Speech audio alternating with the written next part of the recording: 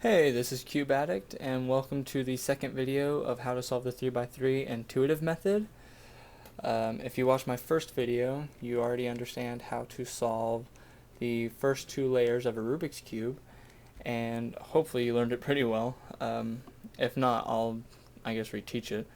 But anyway, once you get to this point, you're going to have pretty much four different ways that you're going to have it look like as far as the top's concerned. And what you want to try to do is you want to try to get a yellow cross on the very top. And you're going to have either just a dot, you're going to have a line, you're going to have this little L or an arrow shaped looking thing, or you're going to have it where you've got the whole cross and you don't even have to worry about this next step. But regardless, if you have any of these situations, I'm going to show you how to do it. And pretty much you only have to learn one algorithm just to get the cross. And it's very, very simple. There's this actual, let me go ahead and solve this really quick. There's actually a special finger trick move that you can learn.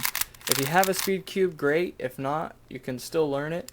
You're going to go up, right, down, left. And you're just going to do that over and over again. If you actually do that over and over again, it's going to solve itself. Like that. And once you get faster, you can, oh, whoops, went too fast. But once you get that, you can solve it really well and get to the point where your fingers get really smooth. But regardless, you're going to have this line, this yellow line. And what you want to do is you're going to first go front like that. You're just going to turn the front like that.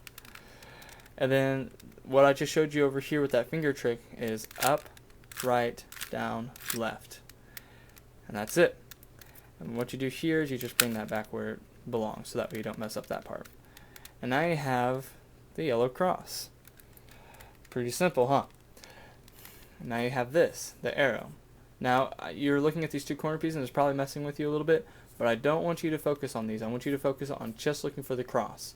And in the cross, we have this right here. So instead of doing one like we did with the original line, because we've got two now, we want to make sure it's pointing that direction with the arrow-ish, or it's pointing that way. We want to turn both of them. Okay? So we're coming here, we turn both. Now we're going to do that same finger trick thing that I showed you. We're going to go up, right, down, left. And we're going to take the two and put these back where they belong. And now we have our cross. And the last one is just a combination of the two. We have our one here. So we just perform it as if we had a line, or we can perform it if we had the little arrow pointing. So we can do it like that, or we can do it like that. So, but I like to do it like this first. So just doing the one. So I'll go up, right, down, left, and bring this back down. Now I have this right here. So I'm going to go turn both of them like the original. Up, right, down, left, and bring it back, and whoop, there I go. I have the whole yellow cross, and I accidentally solved all the corner pieces too. So that was actually good in my favor. And 9 times out of 10 that's not going to happen though. So don't count on that. So from here, you're wanting to try to get this fish symbol right here. And it looks like a fish because it's kind of like a, okay, like a little goldfish if you look. And just use your imagination for me. But anyway, we want to try to get this goldfish looking thing, and we want to have 1, 2, 3 yellows in a row. And as you see here, I can do, I have 1, 2, 3. And we don't have this fourth one because the yellow's up here. So we only have 4 yellows, and the 3 yellow corners are exactly where I want them. So, but to do this algorithm, you're going to do up, right, down, right, up, right, right. So you're going to spin that twice and back down. And you'll have the whole yellow side completely done. And that's really nice to have. Now, if by chance you don't have that, which is more than likely, it may look something like this, where you've got something oddly shaped. You have 1, not 2, and not 3. I mean, you have this one over here, but that doesn't count because it's not on this side. So you want to have them all in the top right every time you look at it. And I only have one, so 1, not 2, not 3. So every single time you're trying to get to the, every time you try to get to the fish position, you always want to start on the second one. So I've got 1, not 2, not 3, so I'm going to start on the second one here.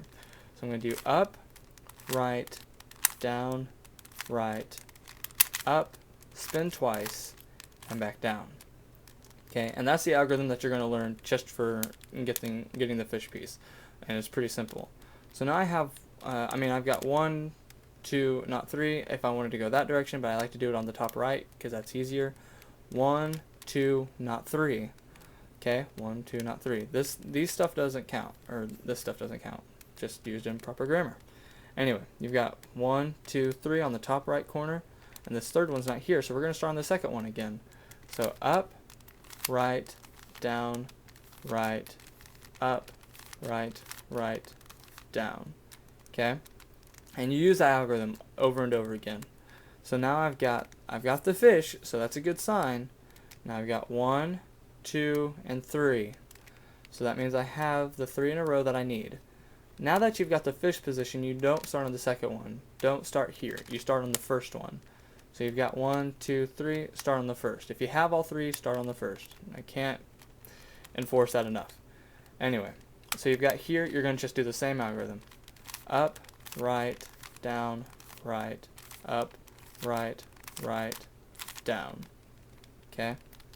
We'll just go ahead and do that, and that one actually solved itself. And I pretty much did all these from a solved position, so don't think that these are actually going to happen for you.